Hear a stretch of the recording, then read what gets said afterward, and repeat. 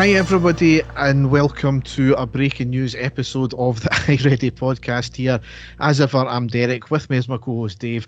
We're having to do this a bit arse over elbow tonight because as ever Dave's working, so we don't have any much news just now other than what everybody knows, that Philippe Clement's been sacked.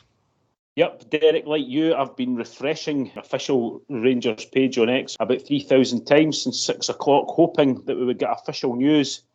We can only go on fan media who are putting it out that he's definitely been sacked, until we wait for official news. But going by everything that was heard, the air's gone. Yeah, I mean, it first broke maybe about an hour and a half ago on the Sun website saying that they had board meeting today and he was gone. It's then obviously filtered through the media ranks of four lads and heart and hand. Then Chris Jacks basically confirmed it as well. So if it came from him, it's definitely official. Obviously behind a paywall, so can't read what he's wrote about it. Apparently the squad have been told as well, and there's a couple of last minute talks that, from what I can gather online, that has happened. A lot of speculation out there just now saying that it's going to be Alex Ray that's the interim boss. It's going to be Kevin Thompson. A lot of people saying that they're all gone, so nobody knows what's happening yet until the official word comes through. But Dave, getting into the actual meat and bones of it, it had to happen after yesterday, didn't it?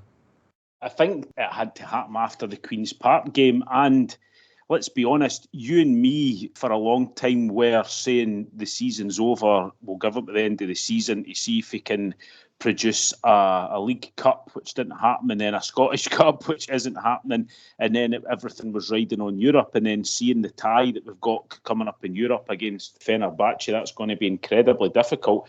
I'll be honest, I wouldn't be very confident with him at the helm to take us through that either. So I think it's been a long time coming, and I think everybody agrees on that now. I mean, it's been a long time coming. It should have been done about 6 months ago. And given everything that's happened in the last couple of days about the potential takeover, you can kind of understand it. As what Patrick Stewart said, and as we talked about in the last couple of podcasts, there is so much else happening off the field just now that we've sacked the manager halfway through a season before several times now, and it's not worked. So...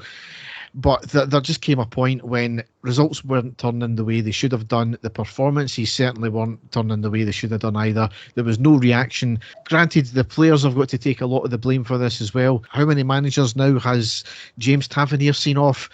Not saying it's all down on him, absolutely not, but there is a common theme here. He's another one that should have maybe left at the end of last season. But this is about the manager here, Dave. He couldn't get a tune out the players. The players have got to accept responsibility for part of them, but at the same time, if there's no clear system, there's no clear way of getting taught something, then you can understand why the players were underperforming. We said in the last pod that a good manager will take the players that he's got and will make them successful. And we used Davy Moyes at Everton as an example of that.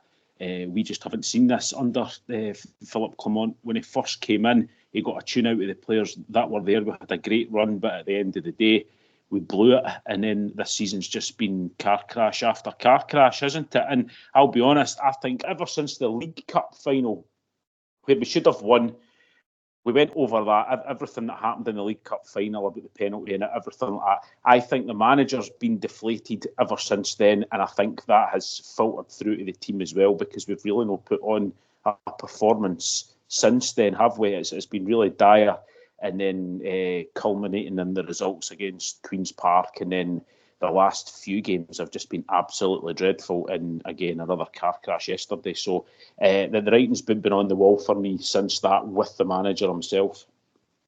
I mean, a lot of speculation about who's going to take over. One thing I want to, just kind of get my thoughts around is the contract extension. Now, the contract extension was arguably seen to be telling the fans, this is our man, we're sticking with him going forward. He's got a contract extension. That is probably the most likely case that's happened, and it's maybe backfired on the club. However, we don't know all the ins and outs of the contract, nor will we ever get to know the contract. This could have been something that was maybe put in place in the original contract, or it was maybe a way of getting it out of something that was put in the original contract, and the only way to do that was to issue a contract extension. We don't know that, and again, that's probably going to all just go down to speculation because we probably never will understand what went on there. But the high likelihood is it was telling the fans, this is our man.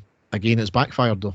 Yeah, definitely. We all questioned that extension at the time. We all saw it as they must be ultra confident in the manager, but not a lot of people saw it. I keep saying, like a few people, I was in the minority up until a few months ago of, there's no point in changing the manager, but seeing how drastically underperformed the team has been and the dip in form and just everything about watching the club, that there's something far, far wrong, and it just had to happen. Yeah, a lot of speculation now about who is going to be appointed. I would like to think, given what Patrick Stewart said about not wanting to change the manager at this stage, and he's obviously been forced to do it, we take our time with this one. The league is ultimately done at this point. We've got nothing left to fight for domestically. Obviously, Europe, it's not a distraction. We would still like to go further and get into a quarter final, even if we've been that bad this year. We've been good in Europe, as you've said. That would be at least a good bit of stature. We've got to another quarter final. So we've all got that all to play for there. It's not an unsurmountable task, obviously, with Fenerbahce, Jose Mourinho in charge as well. That could be another stumbling block. So the appointment of an interim manager could be quite interesting.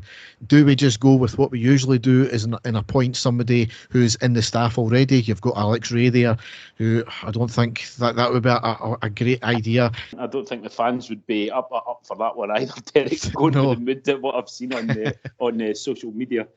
Kevin Thompson, he's obviously managed before successfully one season, but again, the gulf in quality between where he was managing in the Europa League is meteoric, so that might be a bad idea, especially if he's got any long-term ambitions to be a manager.